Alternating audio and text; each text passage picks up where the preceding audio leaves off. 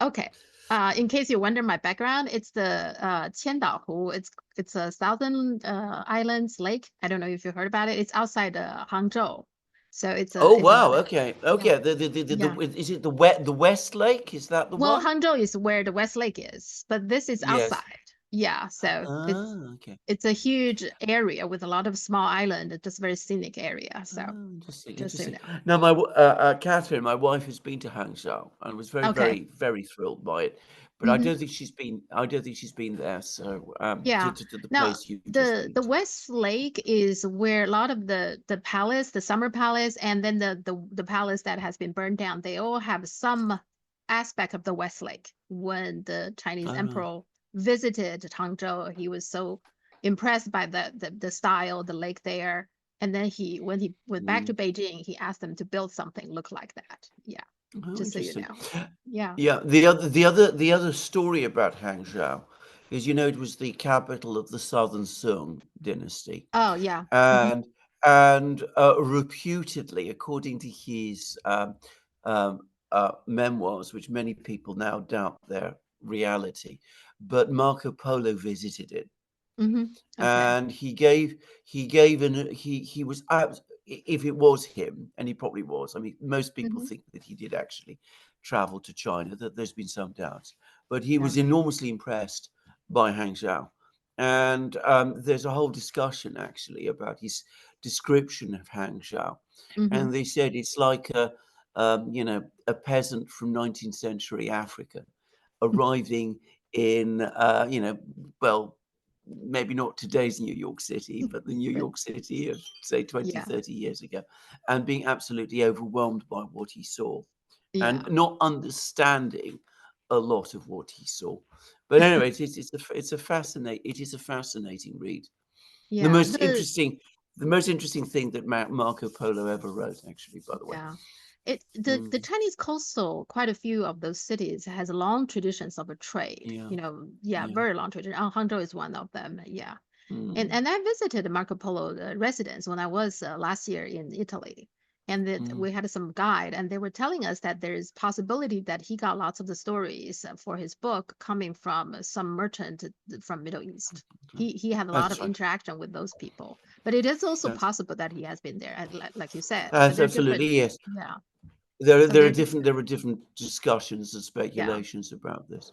yeah. I mean, there are things that he describes in Beijing which are real Hmm. and which are still there. Not Hmm. just the Marco Polo Bridge, as we call it in the West, which is north of Beijing, but some of the things that you find, for example, in the palace, Beihai Park, for example. Uh-huh. Yeah. Yeah. Hmm. Yeah. All right. What a week. What a week! The story that you've sent me to has been a major topic of discussion in Russia, by the way. Yeah. So Yeah. anyway, We will we get can there, turn yeah. to it. So let's Yeah. start with this bill, this horrible bill that we Mm. passed this last Saturday on Mm. Hitler's birthday, April 20th. We talked about this bill before, right? That we saying that Mm. this is a horrible bill because it giving money to Ukraine that is not winnable, other than more Ukrainians will die, Mm. and support a genocide in Gaza and provoke another war in Taiwan. Mm. So that's the bill when we talk about it. But apparently, it's not horrible enough. They have to make it worse. So they add in the TikTok ban, seizing of the Mm. Russian asset, Mm. and extended this thing called the FISA Act, which is Mm. warrantless surveillance. They Mm. extended that, they renewed that act, which is direct assault of the civil liberties of the United States people. And all this, they rush it through on a Saturday, Mm. and they got nothing. They're not even a symbolic pay to the border, and Yeah. absolutely nothing. So Rand Paul, this is what Rand Paul said. He said if not Rand Paul, Rand Paul's father. He said when history looks back to see the nail of the American coffin, this age probably will be April 2024. And Matt Taibbi wrote a piece about this. The title of his piece is called "A Saturday Massacre in Congress." I mean, this is monumental. But surprisingly, there's not, other than these people who has conscience, everybody's celebrating it I in the know. Congress. I know, and taking out their Ukrainian flags and waving them and all of Yes. that. Now, I think you have put your finger on it, actually, because in some respects, the Ukrainian side of this whole thing is the least important. They're going to supply more weapons to Ukraine, $14 billion of weapons. They're going to give an awful lot more money to the military-industrial complex. They're going to cover all kinds of positions, all sorts of things of this kind. There have been articles or admissions from all sorts of people that this aid package is not going to change the outcome of the war in Ukraine. The Russians now have an inexorable momentum. I read an article today in the Daily Telegraph which says that Ukraine maybe has 6 months, even with this package. This issue of Ukraine has been a diversion in some ways. It's a serious diversion because Mhm. some are saying that what they're going to try and do is they're going to destroy the Crimean Bridge, which they've been talking about forever, and they're going to use the long-range missiles to do this, and they'll be striking at Russian cities. The Russians have shown that they can absorb these blows, and the war itself will continue, and that the Russians are going to win. The really ugly things are all these other things. Yeah. The money for Israel, Mhm. the money for Taiwan, which is very serious indeed. And I think we can now see definitely that the ground is being prepared for a major escalation of the confrontation with China. And then all these other things, the seizure of the Russian assets, the TikTok ban, and of course the Pfizer extension, and the Pfizer extension in the most sinister way. Those are the things that really matter. Taiwan, more than Israel, much more than Ukraine, because Taiwan is the next Mhm. point of confrontation. And all of these other things, the tightening of control, the TikTok ban to prevent alternative voices from articulating anything in the United States, the seizure of Russian assets, allegedly only $5 billion of them in the United States. Partly it is intended to encourage the Europeans, Mhm. definitely, to act against Russian assets there. But also, I think it is intended to provide a precedent for the seizing of more assets of other countries in the United States. And of course, ultimately, it is China that they're thinking about. I think we should make that absolutely clear. And the Pfizer surveillance, well, we're going to see much more internal controls because the United States is clearly cranking up for a major confrontation with its global adversaries, China first and foremost, and it therefore feels it needs stronger internal controls. So it is these things that really matter. Mhm. And what Matt Taibbi is saying, what Ron Paul is saying, what you are saying, they're all true. And you're also absolutely right that it is astonishing that because of this issue of Ukraine and the way in which this issue of Ukraine has been used, the public has been so manipulated that they have agreed to this thing, or at least a lot of people in the media are rejoicing about it. Yeah, CNN, the title is By Passing Ukraine Aid, the accidental speaker became an unlikely Churchill. That's what they're saying here. I know. Does he look like Churchill? I mean, that's all I can say. Churchill would never have countenanced on anything like this. I mean, this is something he would never, ever, ever have agreed to. I mean, it's inconceivable that he would ban things in this way. It's not widely known, but when Churchill was Prime Minister of Britain during the Second World War, he took no steps. The British took no steps to stop German broadcasts in English to Britain. That's the difference. Yeah. And the stunning thing is the gap, right? That if you look at the comments of regular people, regardless of their political affiliations, everybody seems angry because the people's complaint is there's absolutely nothing for us, the Americans, Yeah. right? Including the border, which Yeah. previously they actually discussed that, even symbolically, they didn't give anything. No, It's all no. about war provocation, right? Attack on the civil liberty. It's all about that, and nothing. And yet it seems like the Congress is very celebratory, and the media is very happy. The gap is really big in terms of the mood for this reaction to this what they did on Saturday. That You're is pretty absolutely correct. to me. You're absolutely correct. The gap is enormous, but we can see. I mean, this appropriation, this bill, passed with big majorities. Yeah, There yeah. is, Mhm. there is. I mean, it's the case that more Republicans voted against it in the House than voted for it. But ultimately, that says very little because all the important Republicans supported it Mhm. in the end. Even Donald Trump, in the end, Mhm. basically Yep. has supported it. And that tells you the priority of the American political class, which, as you said, is war abroad, confrontation abroad, control at home, and restrictions on free speech and freedom at home. I agree, this is an enormously consequential bill. It tells us that the United States has crossed another line towards becoming a deeply authoritarian, very, very aggressive and belligerent police state, basically. I mean, I'm not, I think, overstating things. Um, but those are the priorities of the political class. The concerns about the people of the United States, the economy of the United States, the material conditions of life of the United States, they don't exist. And, one senator, I thought, made a good speech. It was J.D. Vance. Uh-huh. He said some of these things, but of course, he is a minority figure. I mean, he speaks basically all by himself. Um, well, not all by himself, but the political class as a whole has decided on what its priorities are. And if the people don't like it, they can lump it. That's basically its approach. Yeah.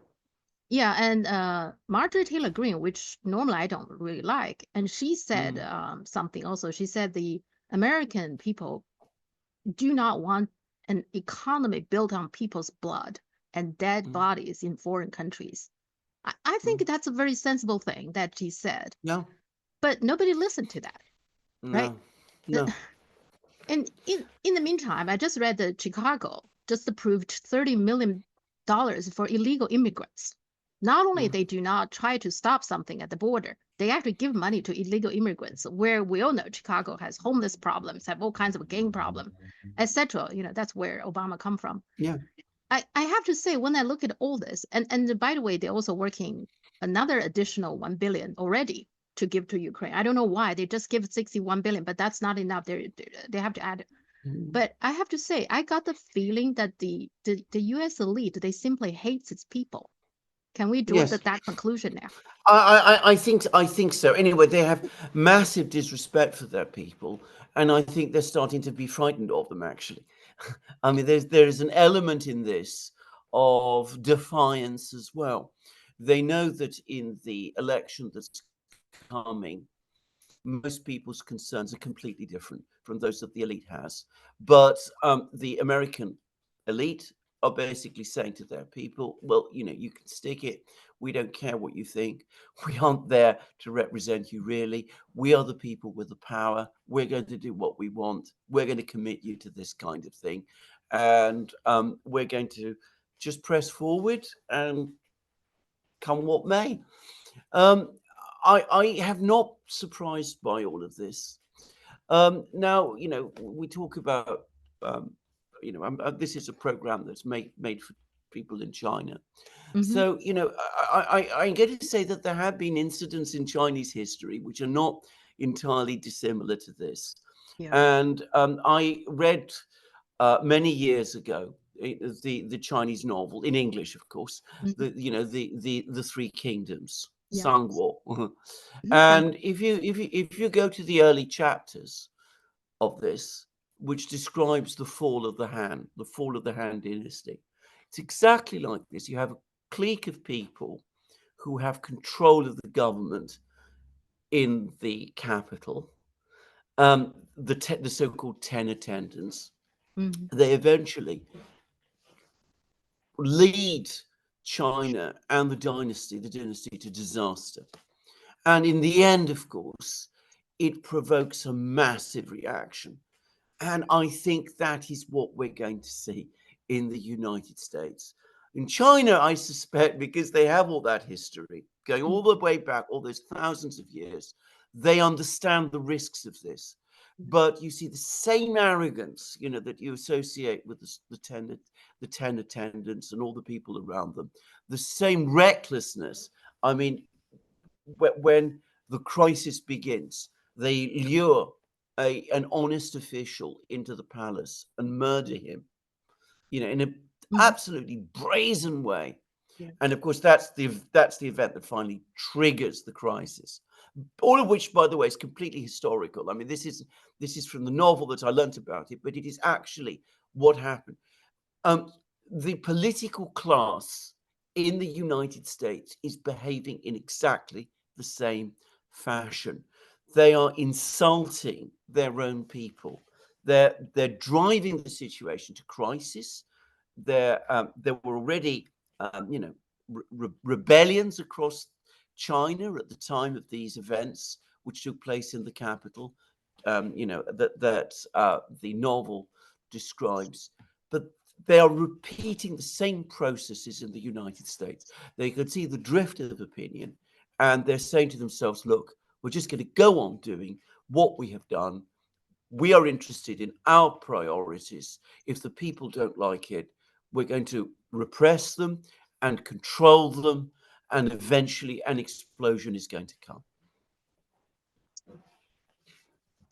You mentioned that even Donald Trump, because Donald Trump in his Truth Social, he actually wrote that kill Faisal, because he said that Faisal was used to spy on him. Remember when he was elected in 2016, Obama was surveilling his Trump Tower, right? I guess that's what they're based on. They could use Faisal to justify that, to spy on a elected president, But now he seems on board with this. And then also Mike Johnson. I can't understand his attitude, right? He voted against, at least he voted for the Ukraine, against the Ukraine bill before he became the speaker. And then when he became speaker, so he said this in the beginning. He said, I have asked the White House since the day that I was handed the gavel as speaker for clarity. We need a clear articulation of the strategy to allow Ukraine to win. And thus far, the responses have been insufficient. What the Biden administration seems to be asking for is billions of additional dollars with no appropriate oversight, no clear strategy to win, and none of the answers that I think the American people are owed. And later, he also sent a letter to Joe Biden. That was December last year. He said, our Republican support was dependent upon security at our border and critical answers regarding the funds requested. It seems like he's a very sensible person, but then all of a sudden he just flipped. What happened to him? Well, who knows? Who knows why Donald Trump flipped? I mean, because Trump had also shown indications that he was against funding for Ukraine. In fact, he's been skeptical about the whole Ukraine enterprise. But suddenly, over the last few weeks, it's as if everything has changed. Now, I don't know the answer to this. I mean, there's people who say that Johnson had a meeting with people from the intelligence community and came out of the meeting and he changed his stance completely. I think he also undoubtedly came under pressure from the chairs of the various House committees who are Republicans, but obviously Republicans who support the war in Ukraine and all these other policies. And I think that they put huge amount of pressure on him. And of course, Donald Trump himself has been under enormous pressure. I mean, he's now in the middle of a court case in New York. And, there's talk about sending him to prison. Now, it's not impossible that both men have been brought under enormous levels of pressure over the last few weeks, that perhaps threats have been made against them. Who knows? Yeah. I think one day we will probably find out the truth. We don't know the full truth now. What we do know is what the effect of this reversal has been. And I think that's why we find ourselves now in this situation. What it says to me, what this whole affair says, is that the political class in Washington is, one, unified behind these policies. I mean, there are dissidents. There's people like J.D. Vance and Mhm. Marjorie Taylor Greene and Rand Paul Mhm. and people like that, but they are dissidents. They do not reflect the predominant position of the political class in Washington. So that's the one thing. And this, not only are they united, but that they are united in taking the United States in this catastrophic direction. And they have the ability to ensure that what they want sticks, that it becomes policy. And I think we have to accept that. Even if Donald Trump is elected in November, which Mhm. is still possible, perhaps, but we don't know that it will happen. But even if he is elected in November, we must not expect or assume that there will be any fundamental change in policy. Yeah, I actually feel that too. I feel like they somehow even get more control of him somehow because all these lawsuits and etc. Yeah. It's interesting you talk about the meeting he had. He said that himself about the meeting. He said, then when I became speaker, I went to and got a confidential briefing from the intelligence officials and heard a sort of other perspective on that. And apparently that's what changed his mind. And then it's interesting what Jimmy Dore was talking. Jimmy Dore had a program actually talking about the same thing, and he actually showed part of the Tucker Carlson conversation with Joe Rogan. And Tucker actually said he said that pretty much everybody in Congress are afraid of the intelligence people.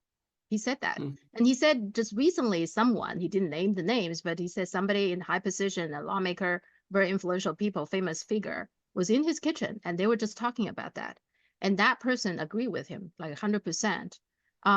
The thing is this, I find that to blackmail somebody is actually not that hard because when you come to a certain age, we all have our moment that we're not particularly proud, the things we said, the things we Mm. did in the past. And Mm. even things maybe in you and me, we probably don't think that's pretty extraordinary thing. We think it's benign. But for people in high position, even some minor issues, Mm. they cannot risk, right? That it become public, risk Mm. that they got canceled or whatever. So it doesn't take a whole lot to blackmail somebody, isn't it? That seems to be Absolutely. going on right now. Absolutely, that is entirely correct, and I'm sure an awful lot of that is going on. I mean, I have no doubt about it. I mean, if we're talking about Boris Johnson, for example, our former prime minister, Mm-hmm. I remember that when he was appointed foreign secretary, his policy, as he said, was this was before he became prime minister. His policy was to improve relations with Russia, and then he had a meeting with the intelligence community, the British intelligence community, and he came out at that meeting and said that Russia is the greatest threat to everyone, and we must be the most, resolute in opposing them.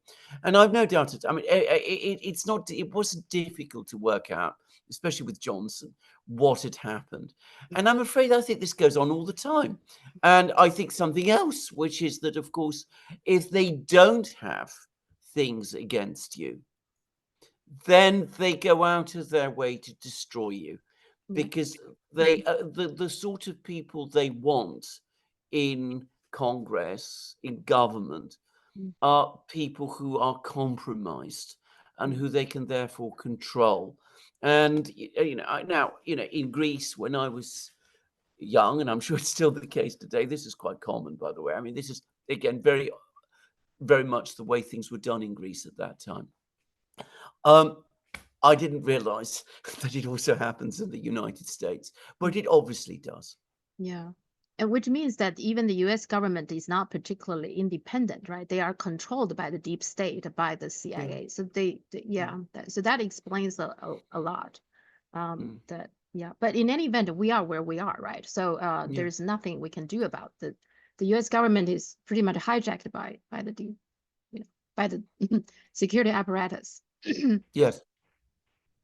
Yes. Uh, Okay, about Taiwan. Let's talk about China. Mm, So, well, now Blinken is coming. I think he's probably on his way to China now, and mm, this is what they are doing before Blinken even landed in China. They mm, just approved $80 billion to arm Taiwan. And also the US Army just recently deployed mid-range missiles in the Philippines. All right. And mm, last time we talked about that, I guess you were correct. You were saying, don't underestimate people, stupid people. There are always some stupid people. I thought that in Asia, we can be calm for a while, but I was wrong. You were right. And Marcos Jr. just allowed them to deploy the mid-range missiles in the Philippines. These are the things they're doing before Blinken going visit China. mm, And apparently this time it seems very strange that there are several things. Now, Blinken, before going, he accused China for Xinjiang genocide again, which is a lie that has been debunked so many times. And there are articles also talking about the U.S. Is planning to sanction China. So this is unusual in a lot of ways. What is going on here? What is Blinken going to China to threaten, to warn, to bully China? Is that what his goal is this visit? I think it is actually. Now, I have to say, I've been thinking a lot about what has happened over the last few weeks. I mean, ever since the Biden call, I think there's a decision being made. And I think this is, by the way, connected again to the events in Ukraine, in the sense that the United States knows the war there is lost. And they're now trying to find some way of making up for that. So they're now seeking a confrontation with China. They're going to blame their defeat in Ukraine on China. They're going to say that Taiwan must be protected and mustn't be allowed to go the way of Ukraine. And I think that they're going to start moving towards an outright sanctions war against China. And of course, there's the story that they're spreading that China has helped Russia to win the war in Ukraine, and that's why they're sanctioning them. I mean, it's a pretext. There is no foundation to this claim. The Chinese foreign ministry spokesman, said it out very clearly. There's been articles in the Chinese media as well. They're looking for pretexts to sanction China because the policy now very much is confrontation with China, which has always been the ultimate adversary. So I think this is what this is, at least in their own minds. I mean, not in China's mind, but in their own minds, they're seeing China as the adversary. So that's what they're doing. They're working up to this policy of confronting China, build up in Taiwan, sanctions, first on the banks, just after they've seized another Chinese company, seizing TikTok. They're preparing the ground, as I said, for a general seizure of more assets in the United States. They're working up to a major confrontation. And it is exactly the same playbook that I saw with Russia and Ukraine. You start with small sanctions, you move up to bigger sanctions, you arm your adversary, you disregard and ignore all the previous commitments that you've entered into the past. You launch massive propaganda campaigns against your adversary. It's clear to me that the political class in Washington is now moving in that direction. And of course, with Russia, it didn't turn out so well. Doing it with China, a far more powerful country, is insane. That is what they're going to do. I mean, that is how it looks to me. Well, remember when they a lot of the argument for the Ukraine war is okay, we have to show China, right, that this is, and the idea is that the Russian cannot easily take Ukraine. As a result of that, China would be afraid, that do not dare to go to Taiwan. That's the argument. So now that Hmm. is not working apparently, but then they still have the argument of saying, oh, because the war is lost in Ukraine, we have to stop another uh, aggression in their view, aggression. And so no matter what happened in the battlefield, in the reality, they always have excuses to provoke Yeah, further, right? Isn't it? well, that is right. This is absolutely true. I mean, I've often made this comment, which I think has become very associated with me, which is that these people have no reverse gear. Mhm. They don't know how to pull back. They don't know when to stop. On the contrary, when they run into problems, their instinct is not to stop, think, pull back. It's to accelerate even faster. So the entire rationale for Ukraine, as you correctly said, weaken Russia, Mhm. uh, um, demonstrate resolve, prove to China that if they attack Taiwan, it will go badly for them. It hasn't worked. It's turned out otherwise. Russia hasn't been weakened. In many respects, it's been strengthened. Its economy is growing faster. Its military is bigger. It's becoming more effective. All of this. So you don't reverse. You don't say to yourself, well, that didn't work. So let's change course. Clearly, it didn't turn out the way we intended. On the contrary, you go to China, to reiterate again, a far more powerful country, and you do the same thing. You try doing the same thing all over again. You arm Taiwan, you start with sanctions, you seize assets, you Chinese assets. I mean, TikTok is a Chinese company. I mean, let's never forget that. So you seize Chinese assets, you show to the Chinese that you're prepared to steal their investments. You steal Russian investments, so you can do the same with Chinese investments going down the line. You're prepared to do all of these things. And instead of moderating your reaction, saying to yourself, well, maybe I'm not as powerful as I thought I was. On the contrary, you can't admit that. You have to do more. You double and triple down, and you put more and more chips on the one number as you turn the wheel. Again, I go back to what J.D. Vance said, and I thought this was a very brave speech, because he actually made the point over the course of it. He said, the America of today is not the America of the 1940s.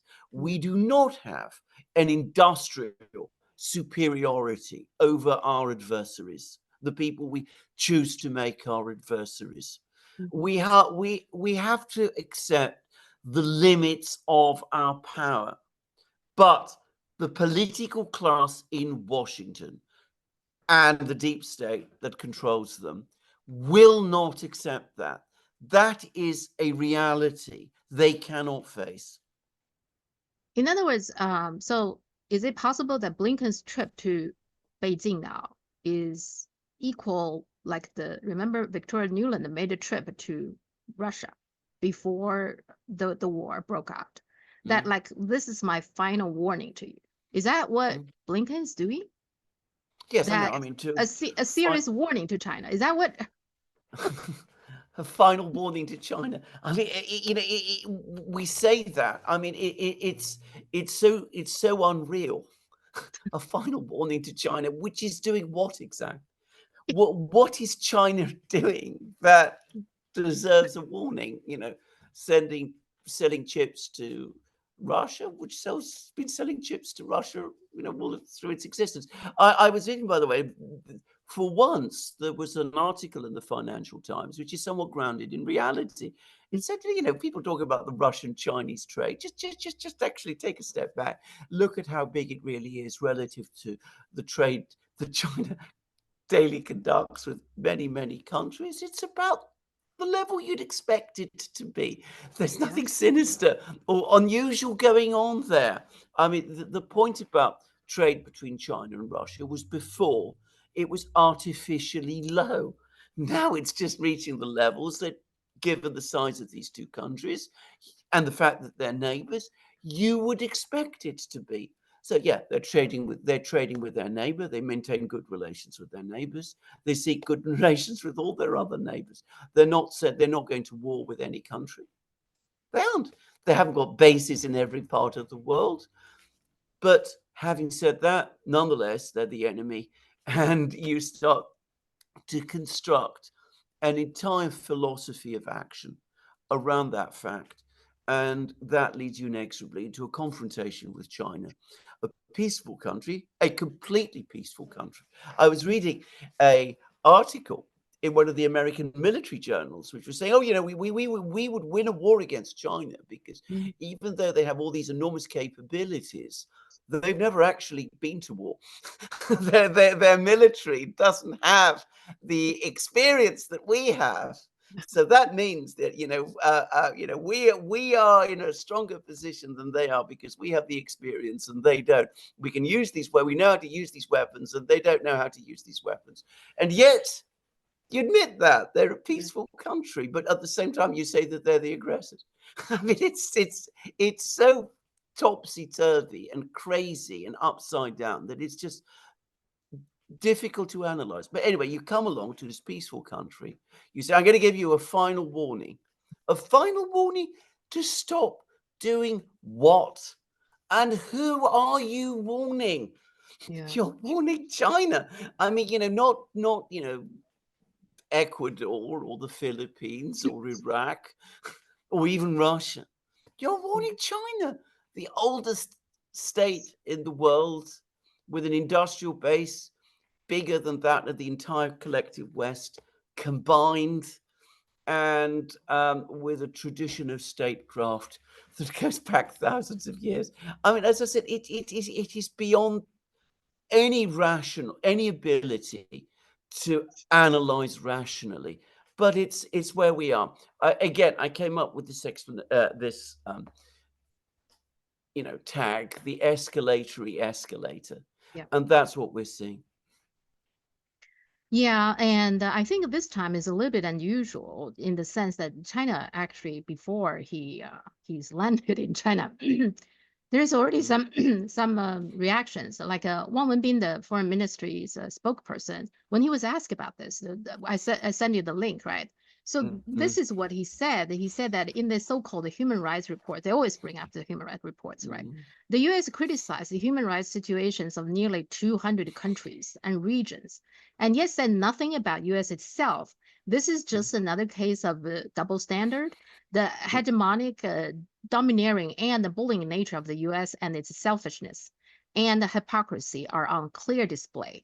If the U.S. truly cares about human rights, it should take seriously about and properly address domestic gun violence, drug abuse, racial discrimination, and other violations of human rights and dignity.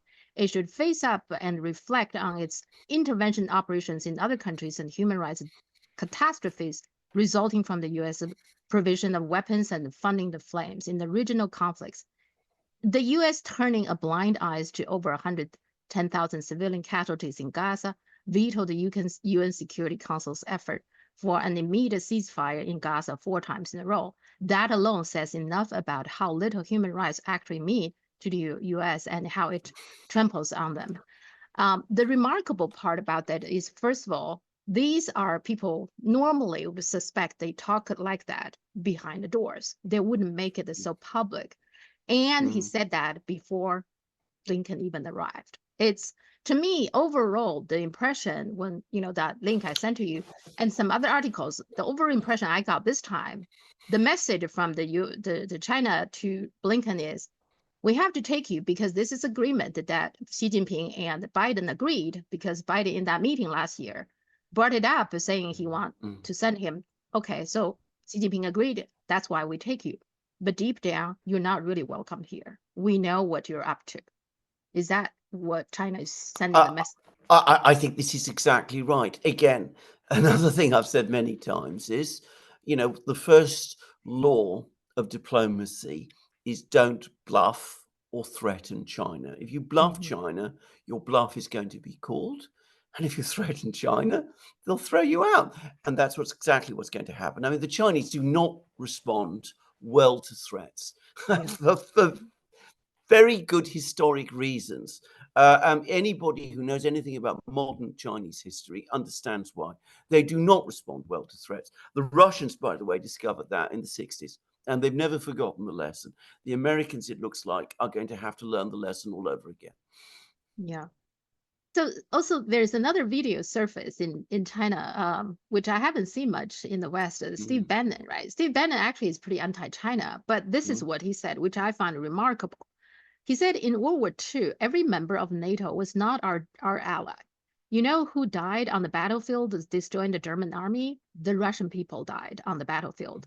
The Russian people and the Chinese 老百姓, which is Chinese means people, Chinese people, fighting the Imperial Japanese army and then fighting the Nazis. They lost 100 million people. The two greatest allies we've ever had in the history of this country that gave more blood as sacrifice and as allies to the United States of America are now considered our greatest enemies. Why? The deep state abandoned them to their own plans. They want us in a world war. I thought that's pretty remarkable coming from Steve Bannon. That is pretty remarkable. Unfortunately, I also get the sense that he's lost whatever influence he once had in the United States. I mean, he used to be very close to Donald Trump. I think that relationship has ended long ago. So the one thing I would say is that what Steve Bannon is saying is something that is gaining more and more attention amongst more and more Americans.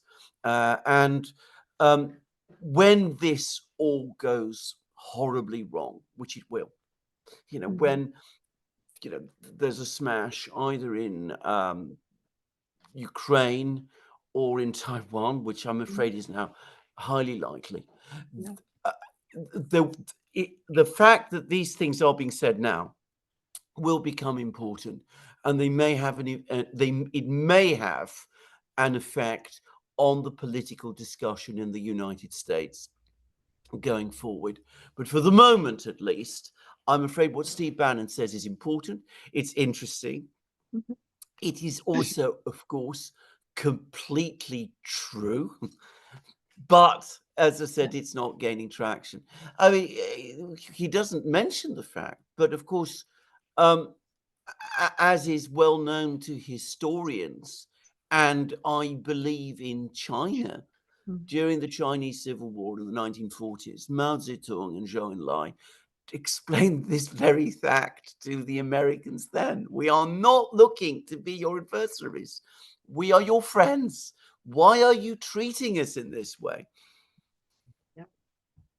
So what's going to happen next? It seems to me that it's getting very serious. On the Ukraine side, they are going to use China instead of saying the whole NATO behind Ukraine, and then Ukraine eventually lost this war. Russia is single-handedly fighting NATO. Now they change the narrative is that Ukrainians are fighting Russia and China, and that's why Ukraine lost. And for that reason, we have to punish China, sanction China, blah blah. Is that what's next that they're going to do? Yes, I think that is what they're going to do. And I want to stress again, I mean, deep down, they know perfectly well that that narrative is false. They know that it is not China that is facilitating Russia's victory in Ukraine. I mean, this is an absurd claim. But we are going to see a major confrontation with China, and they're going to use the Ukraine war as a pretext for what they are intending to do anyway. So I'm afraid what I think is going to happen next is that at some point over the course of the next few weeks, we are going to see the first sanctions against Chinese banks and financial institutions. Now, to be very clear, I don't think these are going to be big sanctions. I think that the first sanctions, the way this always starts, is with fairly low-level sanctions.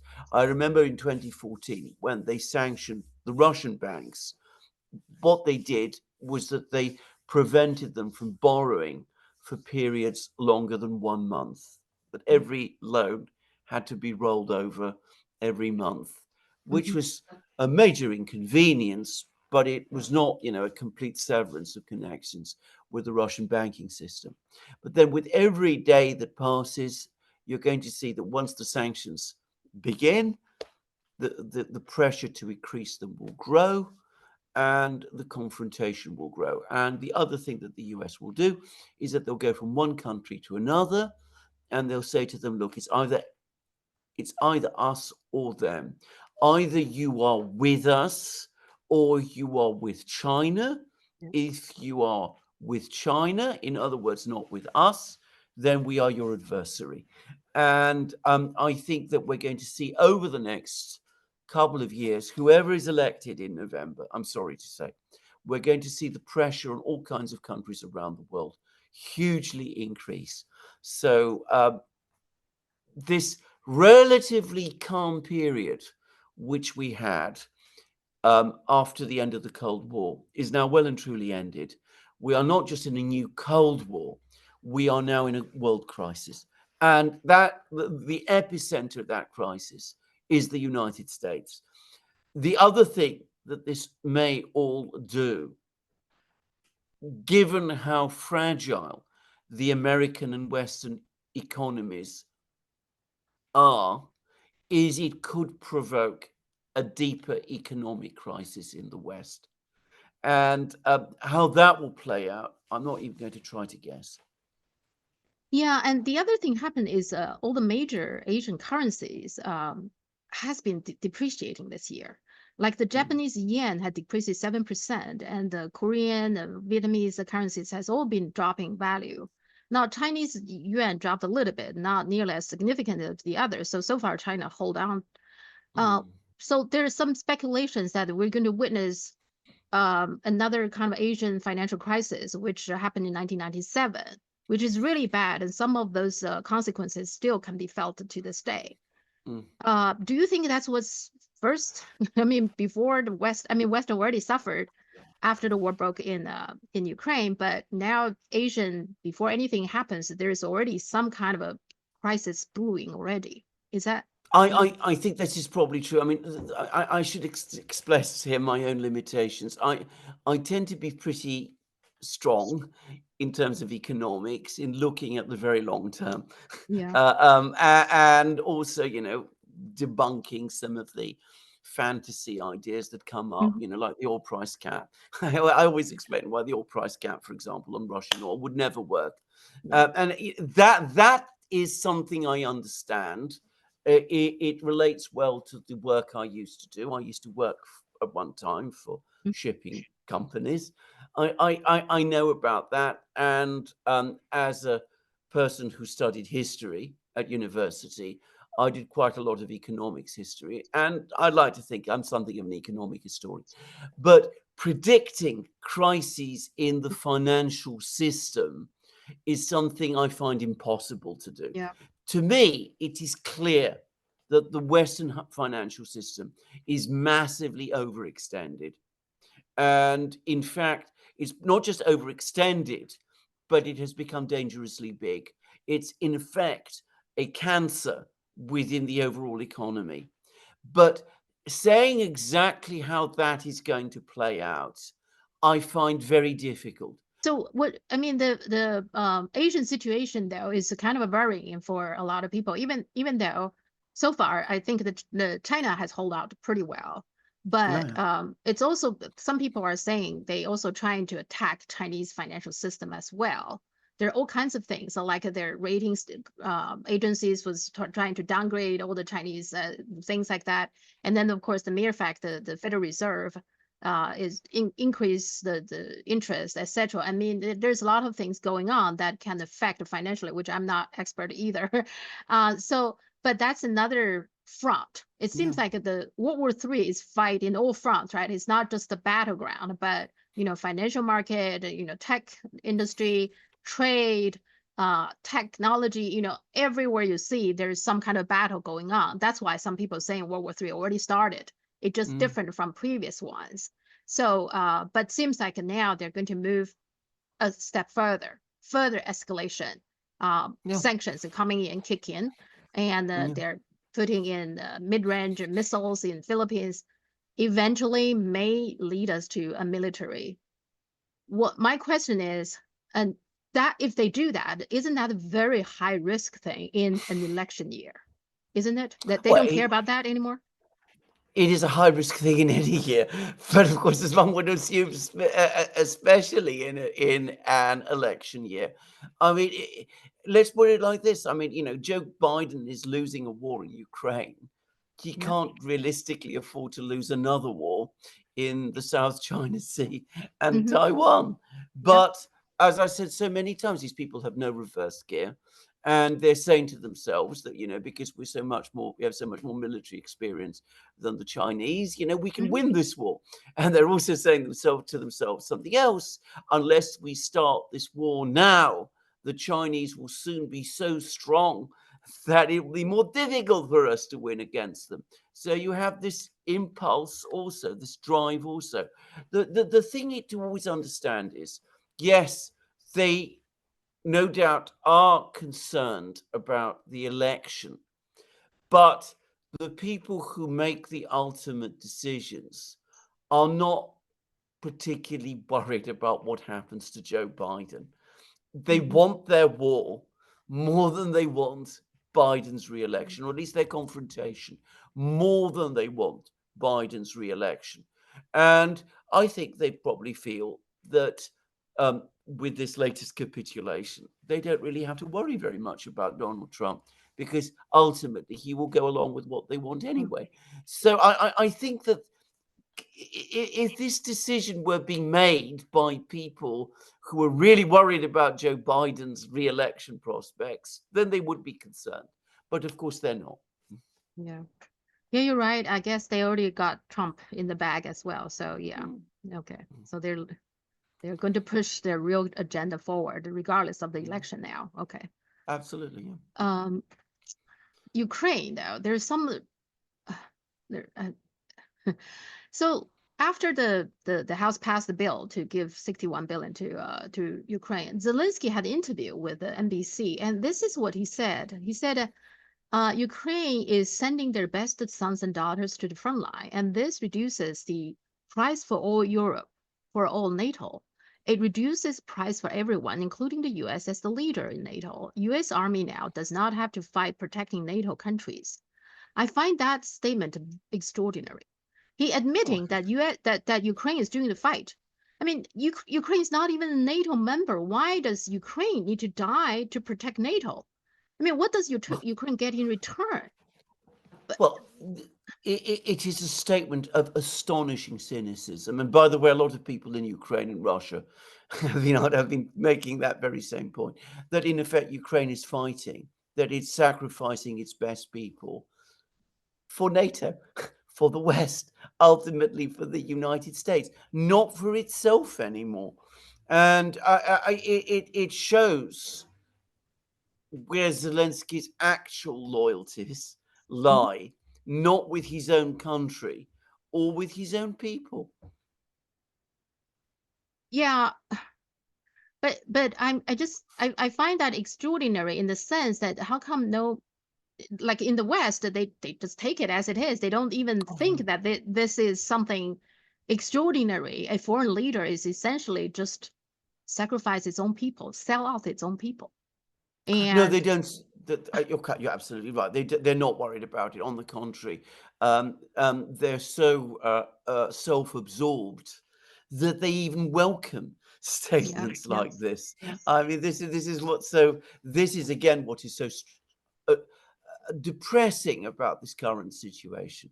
They take it for granted that it is absolutely fine and perfectly right that people should bleed to death and die in other countries so that the United States can advance its geopolitical interests. I mean, it's And then also in the meantime, Poland President Duda, he said Poland is ready to host nuclear weapons, which is extraordinary again. And the Russia responded. This is Maria Zakharova.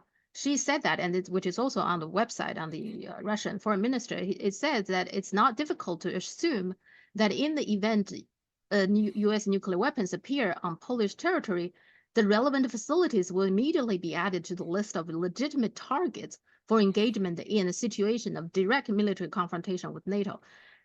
Add that to the situation worsening with China. I just find the whole situation seems like tightening up, get really tense. Isn't that yeah. worrying? Yes, it is. You're absolutely right about that too. Again, I want to make a quick observation once to repeat a point I made before. What is driving all of this? What is creating this atmosphere, this very heavy atmosphere of belligerence and anger and confrontation and all of these reckless steps that we're seeing is the shock that there is in the West that they're going to lose in Ukraine. This was something completely unexpected to them. And given the kind of people they are, as we can see, this kind of reckless and very dangerous behavior is predictable from them. Talk about forward deploying nuclear weapons to Poland, talk Mhm. about stationing missiles in the Philippines, talk about sanctioning Chinese banks and financial institutions, seizing at Russian assets, seizing Chinese assets, which is what TikTok is, doing all of these things, tightening up on surveillance. It's a product of a major defeat, which is now looming over the horizon. Okay, so which make the whole thing very dangerous, isn't it? Oh, we're dealing with very, very dangerous people.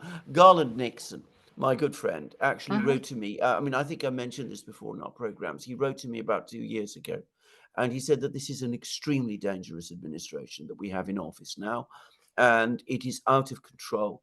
It is looking like it wants to provoke wars in all kinds of places. But I think, if I have to say this, that the straw in the wind was the appointment of Kurt Campbell as Deputy Secretary of State, because he Mhm. seems to be very hostile to China and very focused on China. Mhm. And you can see that with Ukraine being lost, Newland is Out. being Uh-huh. pushed aside, Campbell is being brought in. Yeah, and so once he brought in, they're next China, right? So Yeah. they're building up everything. Well, Mm. I don't know what to make of it. In the meantime, in Gaza, now just a quick, what do you Mm. think will happen in Gaza? Is Israel going to attack Rafah? What's going to happen next there? Well, yes, I think it is, because Israel didn't launch an effective attack on Iran. Hmm. So, because again, we have to look strong, because that's what it all is. Since we can't really hurt Iran, we've got to double down and do massive damage in Gaza, in Rafah. And I think that is now inevitable. And the United States supports it. So what we're talking about is that uh, Gaza will be attacked by Israel, and there are possible escalations, desperate measures, things might Mm. happen in the Ukraine front. And in the Yeah. meantime, a full-scale confrontation and possibly a hot war against China. Are we talking about all Looming. three things are happening? Yes, all three things all at the same time, by a country that has completely lost control. If you want to see a parallel to this, the closest one I can think of is 1941, when Germany and Japan, seeing that things weren't turning out well for them, launched Mhm. attacks in every single direction at the same time. So the Germans were the war in Britain, go off and launch and invade Russia, declare war on the United States. Japan declares war on pretty much the whole of the West, invades even as it's losing. Because actually, people don't realize it, but in 1941, Japan was actually losing in China. The war was going very badly for the Chinese by that point. They were suffering terrible attrition. So, they look to solve their problems by striking out in every direction at once. And one of the great paradoxes of this is we don't know very much about what was the thinking in Berlin, but we know a certain amount about the thinking in Tokyo. And the attitude there was, we're going to go down. So we're going to go down with a bang. We're going to attack everybody at the same time. Maybe it will turn out fine for us, but we can't just give up and slow down, because if we did that, it's somehow a betrayal of our conception of Japan. So you know, a conception of Japan which involves war, militarism, genocide, as the Chinese people know very well, extreme aggression. Anyway, that was the solution they came up with. But at that time, there was no nuclear weapon involved. No, Today's no, world is so much more dangerous because nuclear no. weapons. We're talking about all these nuclear powers, right? Including Israel also has nuclear weapon, as we Mm, pretty much yes. for sure that new. So are we in a really, really dangerous situation for the whole world now? That More dangerous than more that dangerous than has ever been the case in my lifetime. I mean, there were very, very dangerous moments in my lifetime. There was the Cuban Missile Crisis in 1962, which I don't remember. I was only 1 years old, but it was a very dangerous moment. There was the Able Archer exercise in 1983, which we've only gradually come to realize how dangerous that was. But at no point in time has the general global situation been as dangerous as we're seeing at the moment. And it's important to understand that what is driving the danger are increasingly irrational policies coming out of the United States. Now, I have to say this, I still think that in the end, there are enough people in the United States who do not want to see America itself destroyed. And for that reason, they will avoid plunging us all into the ultimate disaster of a nuclear confrontation. But I have never been more afraid of it in my lifetime than now. yeah, just an anecdote. Not that long ago, I have a mom's group that we get together once a month, just to chit Yeah. chat about kids and stuff. Never in the past we talk about dual citizenship. For some reason, this time, quite a few Yeah. parents we talk about dual citizenship time. The topic, like, are we going to get a second passport for our kids? You see, Mm. almost like unconsciously, we just feel like maybe we need to give our Mm. finding some ways to, if they start drafting again, if there is a really serious confrontations, and I don't know Mm. why we just have this conversation about that.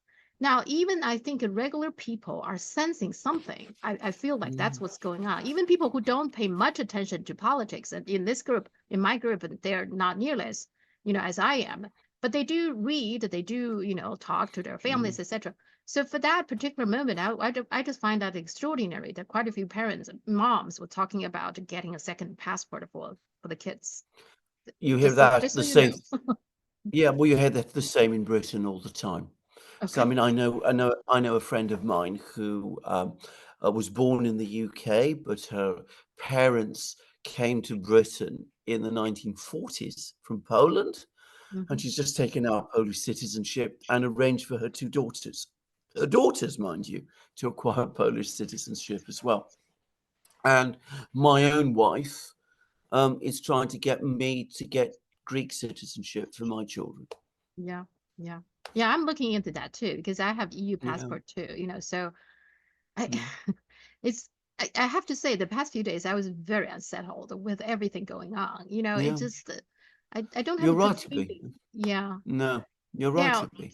yeah, and let's hope. I mean, let's hope you're right that there is still enough people in the United States seeing this is just out of Mm, control. They have to do something to stop this train wreck. mm. And then also, I think the other thing is, I think the both the Iranian, the Chinese, and the Russian leaders, they themselves are more rational people, right? So they I could think do that's something probably to stop this whole madness. Do you think? I think that's entirely correct. And I think there's something else which I think I should also add, which is that I've been listening many times and watching and following the people in the Pentagon. And you get many crazy people in the Pentagon, but the single group of people who seem to me the most sane and level-headed are those in the Pentagon who have control of America's nuclear weapons. They seem to me, on the contrary, to be very real. They're completely different class of officer. And I think they fully understand how reckless some of all of this is. And I think that they would, I believe this, that they would resist what they thought were insane and criminal orders, which, by the way, under international war crimes law, they're obliged to do. Hmm. Yeah. Oh, let's hope. Let's just see. I really hope that there are some people still can understand the seriousness of this matter and put a stop to this. At this point, it seems like all bets are off now, right? That they are full in to make a really big, I don't know, statement, something that because they Yeah. lost in Ukraine, that they have to get some kind of revenge or something back, right? This is a purely emotional thing for them. This I is, think this is exactly right. I think that is yeah, exactly what it is. Emotion. It's a massive anger tantrum that we yeah, are seeing. that is extremely dangerous. Yeah. I want to end end our conversation with something light. Okay. Mm, Your friend, I mean your colleague Alex Christoforou has always been joked that Biden is the Greek son, and so, and he always saying the Bidenopoulos. And then the other day, I also saw that Biden was on some kind of campaign event in a mm, Greek community or something, and he mm. actually used that term. He said he's the Bidenopoulos. I just find that's funny. I must tell Alex this. This is going to astonish him. Well, I think he talked about that in his show, but I saw that too. When I saw it, I find that funny, and then Alex talked about that on his show. But what I'm saying is that the wokeness in the United States, right? There's Mm, just so much wokeness that they want to please everybody. But at the same time, they don't really care. They don't really care mm, about me, the Chinese, and or the Greeks or the African Americans, mm. etc. And so is that another sign that they totally focus on all these wars, all these aggressions? They Yeah. totally ignore their own people. The only thing they could do is to play this kind of identity card. Oh, I'm the Bidenopoulos. That's the only thing he can do. He can say. I think you've put it beautifully. I think you're exactly right. I think that's exactly what this is all about. I mean, they don't really care about ordinary people, about real people. I should say, not ordinary people, but real people. They're utterly absorbed and focused on their various strategies and plans and all of that. And what we think and what we feel is a very, very little concern to them.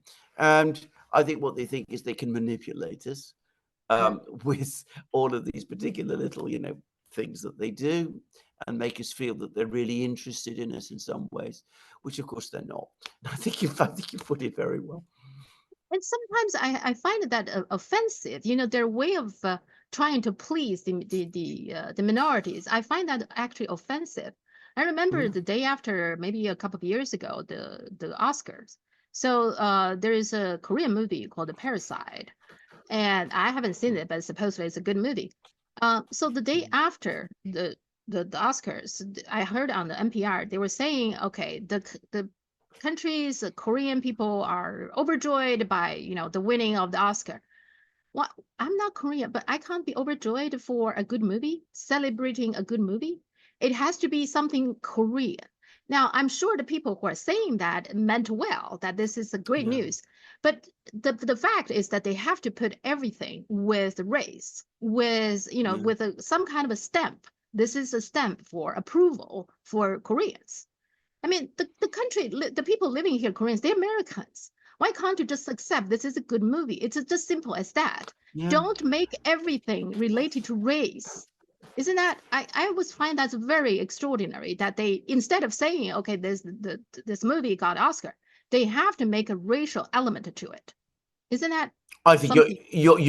you're absolutely correct, and I completely agree. And of course, if these people really did were indeed as race blind as they want to sort of think, Uh-huh. then they would never come up with a statement Yeah. like this. They'd simply say this is an absolutely great movie, and we think it's a great movie, and therefore it deserves an Oscar, and leave it at that. Not go on and on about how it's a Korean movie and Yeah. this is a great thing for Korea, which is an absurd thing to say.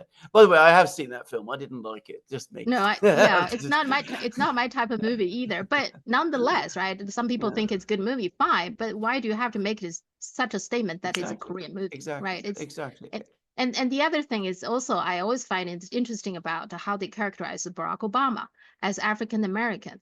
He's Mm, half white, right? Not only uh, he's biologically half white, he's grown up with his Yeah. white grandmother. We all know, the growing up, right, how important the nurture is. Mm. And yet they always characterize him as the first African American president, which is the definition the US, the American South identify this one blood. If you have one blood of a Yeah. black, then you're black. That's actually a very racist definition of the African American, but nobody point that out. It's always like just take it granted he's African American. He's mixed race, isn't it? Absolutely. You're completely correct. You're entirely right again. I fully agree with you. Again, showing it, what it shows is that these people have this thing on their brain all the time, Yeah, yeah, and they won't let it go. By yeah. the way, I mean, coming back to all of this, it's also horribly patronizing. The Uh-huh. Koreans have just managed to make a good movie. Yeah, yeah. The black people have just managed to get a president. Then yeah. Korea, of course, has a long history and Hmm. civilization. But you see, they managed to get an It Oscar was, now, so yeah. that tells you what a tremendous success they've had. Yeah, they trying too hard sometimes. Like Bidenopoulos, I just find these things they trying too I hard know. to be Yeah, somewhat offensive now, I think. absolutely. Yeah. I But think it's offensive, and I think it annoys a lot of people around the yeah, world. I suspect it annoyed a lot of people in Korea as well, by the way. yeah, yeah. Mm, Okay, with that note and my poor recording, I mean poor connectivity today. So let's conclude it there. Let's see what happens. I mean, that's the situation it's will only get tense, right, in the next yeah, few weeks and get worse. And let's see. Let's hope that the Chinese leader, the Iranian leader, and the Russian leader, they have the wisdom to stop all this train wreck. Let's hope. absolutely, absolutely. And Yeah. I think in the meantime, they will be speaking very clear and straightforward terms to Blinken as well. And I think if Yeah. Blinken comes along and starts thinking that he can simply give warnings to China, I Uh-huh. think he will find that all he's going to get are warnings back in return. And we talked in our previous program, how we both got the sense that Xi Jinping, especially, specifically, and I think this is, general amongst the Chinese leadership, that they've just about had enough. Yeah. And I think they have done, actually. And I think that if Blinken feels, that they're going to be scared and insecure and they're going to be shaking in their chairs when he speaks to him, I think he has completely misjudged the situation again.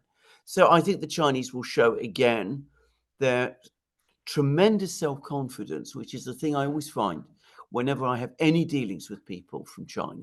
Their tremendous self-confidence and their tremendous certainty that they can just deal with this situation and put Blinken in his place. But it'll be a very interesting visit to watch and follow, and we'll see how it Yeah. turns out. Actually, I think the public is getting more and more impatient. If you think the Chinese government, actually, I think the government are the measured one. I Yeah, actually watch some of the academias, commentators. Now, the Chinese commentator in general are pretty measured too, but yeah, even some of them is now saying that the statement from the foreign ministry is not strong enough. They were like, I know. why are you still so polite towards him? Why don't you even use stronger terms? And there were even people saying, why do you even allow him to come? I also I have know. that question. If you know he's coming here to bully, I mean, it's not enough you bully people. You have to come to face to bully them. I don't Yeah. quite get that mentality here That's from exactly the Blinken. same with people were saying this for years in Russia about Putin as well, that he was far too polite Yep. and far too forbearing and patient. But I Mhm. think in the end, taking that line works out best because when the moment of crisis comes, your people are fully united behind you.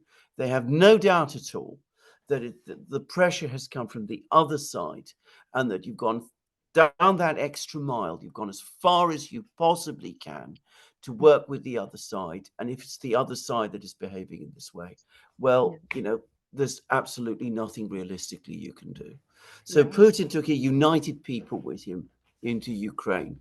And Xi Jinping is going to achieve the same when he finds himself up against the Americans over, well, whatever it is the Americans are planning to do. Yeah. Yeah. let's watch. Let's watch to see Let's what watch. happens. Yeah, and then let's talk next week. Absolutely. Have a great week, Thank you so much. Sophia. You Right. too. Bye. Bye. Right. Bye.